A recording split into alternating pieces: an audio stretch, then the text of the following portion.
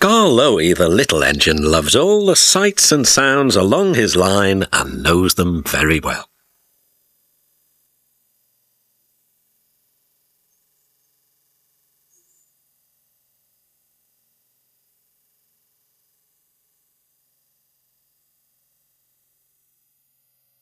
One morning, soon after he returned from being mended, he was enjoying his journey more than ever before.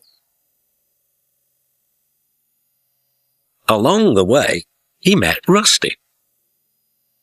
"You know," he said, "if I couldn't see these familiar faces and places, I'd think I was on a different railway. You've done wonders with these rails." Rusty laughed. "I'm glad you're pleased. Manager said let's mend the track so well he won't know where he is. And we did. And you didn't, if you take my meaning." Skarloey liked this hard-working diesel. "There's still one bad bit," warned Rusty. "Just before the first station, an engine might come off there, particularly Duncan. He will rock and roll along the line. Look at him right now." "I shouldn't like his passengers hurt." "What about me? I'm a plain-speaking engine and I believe in plain speaking. Speak up." Rusty warned Duncan about the bad bit of line. "Huh," grunted Duncan. "I know my way about. I don't need smelly diesels to tell me what to do." Rusty felt hurt. Duncan banged about the yard. Then he clattered crossly to the station. James was already there, waiting for him. "You're late," he snapped. "Oh no," said Duncan. "It's that smelly diesel's fault. Rusty tries to teach me how to stay on the rails and then goes off leaving me to find my own coaches." "You poor engine," sympathised James. "I know all about diesels. One crept into our yard and ordered us about. I soon sent him packing." Duncan was filled with admiration. He didn't know that James was boastful and sometimes didn't tell the truth.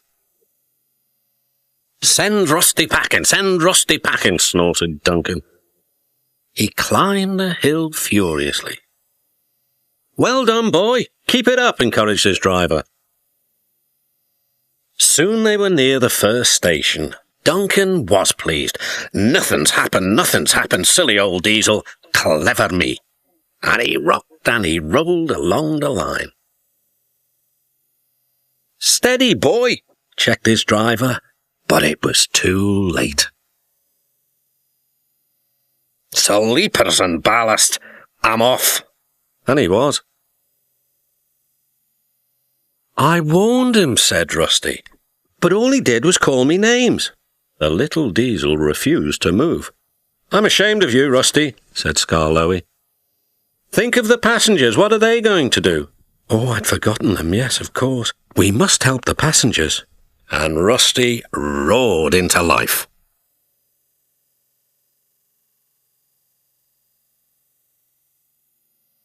Duncan stood sad and solitary. He couldn't rock and roll now. "Oh, dear," he thought. "Everyone will know how silly I am." The passengers had to get out and help too. They weren't very pleased about that, but worked as hard as they could. They carefully levered Duncan back onto the line.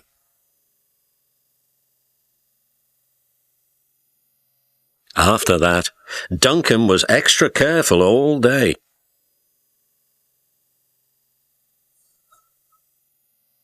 At last, evening came.